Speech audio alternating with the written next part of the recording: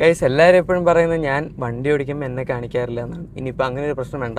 നമ്മൾ ഇന്ന് റിവ്യൂ ചെയ്യാൻ പോകുന്നത്, റിവ്യൂ ചെയ്യാന്ന് പറഞ്ഞാൽ ഇതിപ്പോൾ ഇറങ്ങിയിട്ട് കുറച്ച് കാലമായി, പക്ഷേ എന്നാലും നമ്മളിപ്പോൾ ഓടിച്ചുകൊണ്ടിരിക്കുന്നത് സിട്രൻ്റെ C3X ആണ്.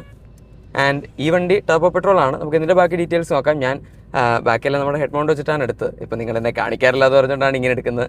എനിവേ നമുക്ക് മറ്റിലോട്ട് പോയി. ഇനി പൊതുവെ എല്ലാവരും ഒരു 8 to 10 ലക്ഷം രൂപയൊക്കെ ബഡ്ജറ്റ് ഉണ്ടെങ്കിൽ ആദ്യം കൺസിഡർ ചെയ്യുന്നത് നമ്മുടെ മാരുതിയുടെ വണ്ടികൾ, ടാറ്റയുടെ വണ്ടികൾ, അതായത് ബലേനോ ആയിക്കോട്ടെ, സ്വിഫ്റ്റ് ആയിക്കോട്ടെ, ഈവൻ പഞ്ച് ആയിക്കോട്ടെ, വാഗണർ ആയിക്കോട്ടെ, ഇങ്ങനത്തെ വാഹനങ്ങളൊക്കെയാണ് ഇഷ്ടംപോലെ സെയിൽസും കിട്ടുന്നുണ്ട്. പക്ഷേ ഇതിനിടയിൽ അധികം ആൾക്കാർ ശ്രദ്ധിക്കാതെ പോയ ഒരു വണ്ടിയാണ് നമ്മുടെ സിട്രൻ്റെ C3. X മോഡൽസ് വന്നപ്പോൾ തൊട്ട് അവർ മൊത്തത്തിൽ ഇതിൻ്റെ ഫീച്ചേഴ്സും കാര്യങ്ങളെല്ലാം ഇമ്പ്രൂവ് ചെയ്ത് വളരെ നല്ലൊരു മോഡലാക്കി തന്നെയാണ് ഇത് ഇറക്കിയിരിക്കുന്നത്. നമ്മൾ കോമ്പറ്റീഷൻ വെച്ച് കമ്പയർ ചെയ്യുകയാണെങ്കിലും നല്ല രീതിയിൽ തന്നെ ഇപ്പോൾ പിടിച്ചു നിൽക്കാൻ കേപ്പബിൾ ആയിട്ടാണ് ഈ വാഹനം വരുന്നത്. നമുക്കിനി ഓരോ കീ പോയിന്റ്സ് വെച്ച് നോക്കാം. ഇതിൻ്റെ driving dynamics, power figures, features, mileage, safety, അങ്ങനത്തെ എല്ലാ ആസ്പെക്ട്സും കവർ ചെയ്യാം. അതിൽ നമുക്ക് ആദ്യം ഏതായാലും ഫീച്ചേഴ്സ് തന്നെ സ്റ്റാർട്ട് ചെയ്യാം. ഈ സെഗ്മെന്റ് എന്ന് പറയുമ്പോൾ എക്സ്റ്ററും അതുപോലെ പഞ്ചും പിന്നെ ഈ വണ്ടി അടങ്ങുന്ന ഒരു കുറച്ച് നേരോ ആയിട്ടുള്ള സെഗ്മെന്റ് ആണ്. വേണമെങ്കിൽ ഇഗ്നിസും പറയാം, പക്ഷെ അത് കുറച്ചുകൂടി ചെറുതാണ് സൈസിൽ, പിന്നെ പ്രൈസും കുറവാണ്. എന്തായാലും 7 ഇഞ്ചസിൻ്റെ ഡിജിറ്റൽ ഇൻസ്ട്രുമെന്റ് ക്ലസ്റ്റർ അവൈലബിൾ ആണ്. അതുപോലെ പുതിയ 14°C വരെ താഴത്തേക്ക് വന്ന ഒരു ട്രോപ്പിക്കൽ സോൺ ഓട്ടോ AC അവർ കൊടുത്തിട്ടുണ്ട്. അതിൻ്റെ ഫിനിഷ് അത്യാവശ്യം നല്ലതാണ്. പിന്നെ നമുക്കതിനകത്ത് ഓട്ടോ ഡിമിംഗ് എയർ ഗെയിംസ് അവർ കൊടുത്തിട്ടുണ്ട്. ആൻഡ് പവർ വിൻഡോസ് എല്ലാം ഇപ്രാവശ്യം ഡോറിൽ തന്നെ ആക്കിയിട്ടുണ്ട്. എല്ലാത്തിലും ഓട്ടോ ഡൗൺ ഉണ്ട്. ആക്ച്വലി 4 സൈഡിലും ഓട്ടോ ഡൗൺ ഉണ്ട്. പിന്നെ നമുക്ക് ഫീച്ചേഴ്സ് പറയുകയാണെങ്കിൽ ക്രൂസ് കൺട്രോൾ ആഡ് ആയിട്ടുണ്ട്. പിന്നെ സ്റ്റിയറിംഗ് മോഡ് കൺട്രോൾസ് നിങ്ങൾക്ക് കാണാം. പിന്നെ നമുക്ക് ഇതിനകത്ത് പുഷ് ബട്ടൺ സ്റ്റാർട്ട് പുതിയതായിട്ട് വന്നിട്ടുണ്ട്. അതിൽ തന്നെ നമുക്ക് റിക്വസ്റ്റ് സെൻസേഴ്സ് പുറത്തില്ല, പക്ഷേ എന്നാലും നമ്മൾ വണ്ടിയുടെ അടുത്തേക്ക് വരികയാണെങ്കിൽ ഓട്ടോമാറ്റിക്കലി അൺലോക്ക് ആവുന്നുണ്ട്. നമ്മൾ വണ്ടിയുടെ ദൂരേക്ക് പോകുകയാണെങ്കിൽ ഓട്ടോമാറ്റിക്കലി ലോക്ക് ആവുന്നുണ്ട്. സോ അതും ഈ ഒരു പ്രൈസ് പോയിന്റ് അത്യാവശ്യം നല്ലൊരു യൂണിക് ഫീച്ചറാണ്. പിന്നെ പറയാൻ ഫീച്ചേഴ്സ് നമ്മുടെ ഡാഷ്ബോർഡിൻ്റെ ക്വാളിറ്റി. നിങ്ങൾ കാണുന്ന ഈ ഒരു ബ്ലാക്ക് പോർഷൻ നമ്മുടെ ഇൻപുട്ടിംഗ് സിസ്റ്റത്തിൻ്റെ അവിടെ വരുന്ന ഈ സംഭവം മൊത്തം നമുക്കൊരു ലെതർ സോഫ്റ്റ് ടച്ച് മെറ്റീരിയൽസിലാണ് കിട്ടുന്നത്. ആൻഡ് അത് തൊടാനും ഫീൽ ചെയ്യാനൊക്കെ അത്യാവശ്യം നല്ലൊരു പ്രീമിയം മെറ്റീരിയൽ പോലെ തോന്നും. ഡോർ പാഡ്സിലും അവർ ആ ഒരു സെയിം മെറ്റീരിയൽ ഉപയോഗിച്ചിട്ടുണ്ട്, ബ്ലാക്ക് ഫിനിഷ് തന്നെ. ആൻഡ് പ്രൈസ് ഇതിനകത്ത് കൂട്ടിയിട്ടില്ല എന്നുള്ളതാണ് അതിൽ പിന്നെയും ഒരു ഇൻട്രസ്റ്റിംഗ് ആയിട്ടുള്ള ഫാക്ട്. പിന്നെ നമ്മളതിൻ്റെ സ്ക്രീനെ പറ്റി പറഞ്ഞില്ല. ഇതിനകത്ത് വരുന്ന 10 ഇഞ്ചോളം സൈസ് വരുന്നൊരു സ്ക്രീനാണ്. അതിൽ വ്യത്യാസമൊന്നുമില്ല, നേരത്തെ ഉണ്ടായിരുന്ന സെയിം യൂണിറ്റ് തന്നെയാണ്. എയർക്രോസ് X ആയിക്കോട്ടെ, ബസോൾട്ടോ ആയിക്കോട്ടെ, ഇതും ആയിക്കോട്ടെ, എല്ലാത്തിലും സെയിം സ്ക്രീനാണ് വരുന്നത്. നമുക്ക് wireless Android auto, apple CarPlay എല്ലാം സപ്പോർട്ട് ചെയ്യുന്നുണ്ട്. ഈവൻ ഇപ്പോൾ പുതിയ X മോഡൽസിൽ അവർ ഡീലർ ലെവൽ ഫിറ്റ്മെൻ്റ് ആയിട്ട് ഒരു 360° ക്യാമറ കൊടുക്കുന്നുണ്ട്. ഇനി ഇങ്ങനത്തെ കാര്യങ്ങളൊക്കെ അവിടെ നിൽക്കട്ടെ, നമുക്ക് ഡ്രൈവിംഗ് എക്സ്പീരിയൻസിലേക്ക് വരാം. ഈ സെഗ്മെൻറ്റിൽ ഏറ്റവും നല്ല ഡ്രൈവിംഗ് എക്സ്പീരിയൻസ് കിട്ടുന്ന വണ്ടി ഉറപ്പായിട്ടും ഇത് തന്നെയായിരിക്കും. കാരണം ഒന്നാമത്തെ റീസൺ ഇതിനകത്ത് വരുന്ന 1.2 ലിറ്റർ പ്യുവർടെക് 110 എന്ന് പറഞ്ഞ ടർബോ പെട്രോൾ എഞ്ചിനാണ്. പവർ ഫിഗേഴ്സ് വരുന്നത് 110 PS 205 Nm ആണ്, ഓട്ടോമാറ്റിക് ആയതുകൊണ്ട്.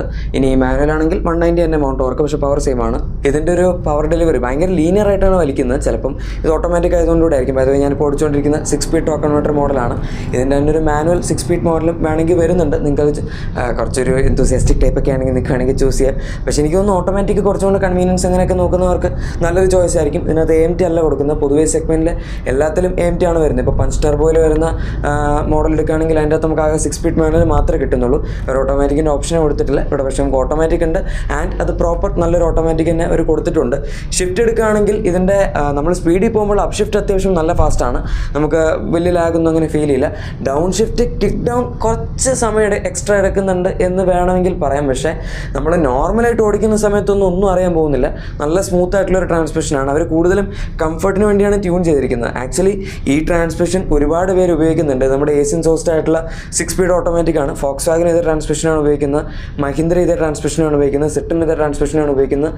പിന്നെ ഏത് കമ്പനിയാണ്? മാരുതി സുസുക്കി ഇതേ ട്രാൻസ്മിഷനാണ് ഉപയോഗിക്കുന്നത്. സോ എല്ലാവരുടെയും ട്യൂണിങ് ഭയങ്കര വ്യത്യാസമുണ്ട്. ഫോക്സ്വാഗൻ്റെ സെയിം ടോക്ക് കൺവേർട്ടർ നിങ്ങൾ ട്യൂണിങ് നോക്കുകയാണെങ്കിൽ ഭയങ്കര അഗ്രസീവ് ആണ് അതിൻ്റെ shift. Down shift, kick down എല്ലാം കുറച്ചും കൂടെ അഗ്രസീവ് ആണ്. പക്ഷേ ഇതിൽ കുറച്ച് ഇച്ചിരി കൂടെ സോഫ്റ്റ് ആയിട്ടാണ് കിക്ക് ഡൗൺ ആവുന്നത് എന്ന് നമുക്ക് പറയാം. സോ അത് ഓരോ കമ്പനിയുടെ ട്യൂണിങ് അനുസരിച്ചിരിക്കും. പക്ഷേ പവർ ഡെലിവറി എടുക്കുകയാണെങ്കിൽ നമ്മൾ 0 to 100 ടെസ്റ്റ് ചെയ്തായിരുന്നു. ഈ വണ്ടി 10.47 സെക്കൻഡ്സ് ആണ് ഞാൻ ഓടിച്ച സമയത്ത് വന്നത്. പക്ഷേ ലോഞ്ചർ അത്ര ശരിയായില്ല. 2 പേര് വണ്ടിയിലുണ്ടായിരുന്നു.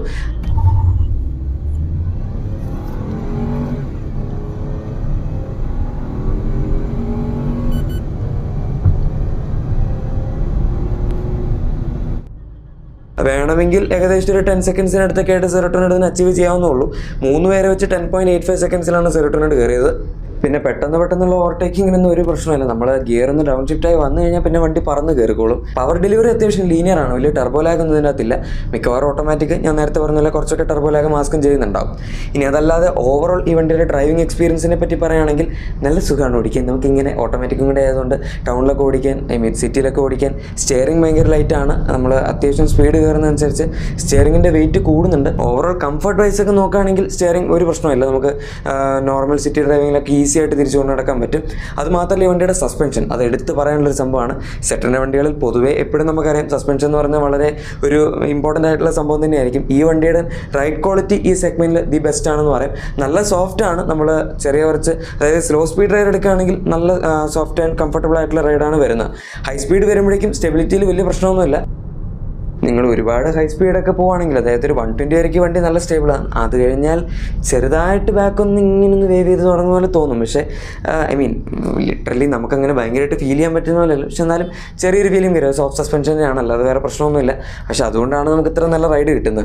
ആൻഡ് ഹാൻഡ്ലിംഗ് ആണെങ്കിലും അതിലും വലിയ പ്രശ്നമൊന്നുമില്ല. കോർണേഴ്സൊക്കെ എടുക്കുന്ന സമയത്ത് വണ്ടി അത്യാവശ്യം കോൺഫിഡൻസ് ഇൻസ്പയറിംഗ് ആണ്. അഗെയിൻ സോഫ്റ്റ് സസ്പെൻഷൻ ആയതുകൊണ്ട് തന്നെ കുറച്ച് ബോഡി റോളുണ്ട്, അത് നിങ്ങൾ എന്തായാലും അഡ്ജസ്റ്റ് ചെയ്ത് പോകേണ്ടി വരും. ഇതെല്ലാം നമുക്ക് നല്ലൊരു റൈഡ് ക്വാളിറ്റി കിട്ടാനുള്ള കോംപ്രമൈസ് ആണ്.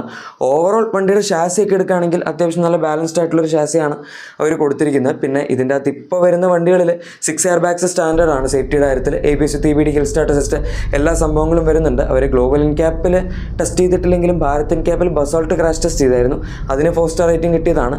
ഇപ്പോഴത്തെ പുതിയ വണ്ടികളിൽ അവർ അത്യാവശ്യം നല്ല ചേഞ്ചസ് വരുത്തിയിട്ടുണ്ട്. അതുകൊണ്ട് സേഫ്റ്റിയും ഭാരത് ഇൻക്യാപ്പ് ടെസ്റ്റ് ചെയ്യുകയാണെങ്കിൽ നമുക്ക് ഏകദേശം ഒരു 4 സ്റ്റാർസ് തന്നെ എക്സ്പെക്ട് ചെയ്യാം.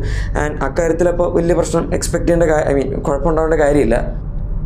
ഇനി നിങ്ങൾക്ക് ഇതിൻ്റെ ടോപ്പ് എൻഡ് തന്നെ വേണമെന്നില്ല എങ്കിൽ വേണമെങ്കിൽ ഇതിൻ്റെ താഴത്ത് നമുക്കൊരു 1.2 NA എഞ്ചിനും വരുന്നുണ്ട്. പ്യൂർടെക് 82 എന്നാണ് എൻ്റെ പേര് പോലെ 82 PS പവറും 115 Nm ടോർക്കുമാണ് വരുന്നത്. അതിൻ്റെ പ്രശ്നം എന്താണെന്ന് വെച്ചാൽ മാനുവൽ മാത്രമേ കിട്ടുന്നുള്ളൂ. സത്യം പറഞ്ഞാൽ അവർ ഈ ഒരു ടോക്ക് കൺവെർട്ടർ എങ്കിലും വെച്ച് അതിൻ്റെ അകത്ത് കൊടുത്തിരുന്നെങ്കിൽ ഓട്ടോമാറ്റിക് അതിന് ആവശ്യമുള്ളവർക്ക് അതും എടുക്കാമായിരുന്നു. പൊതുവേ നമുക്ക് ഈ സെഗ്മെൻറ്റിൽ എപ്പോഴും NA എഞ്ചിൻസിൻ്റെ കൂടെ AMT പെയർ ചെയ്താണ് വരുന്നത്. അത് തന്നെയാണ് ഏറ്റവും കൂടുതൽ ആൾക്കാർ വാങ്ങാറുള്ളത്. ഈ വണ്ടിയിൽ പക്ഷേ ടർബോയിൽ മാത്രം ഓട്ടോമാറ്റിക് വരുന്നുള്ളൂ. അതാണ് വേറൊരു നെഗറ്റീവ് സൈഡ്.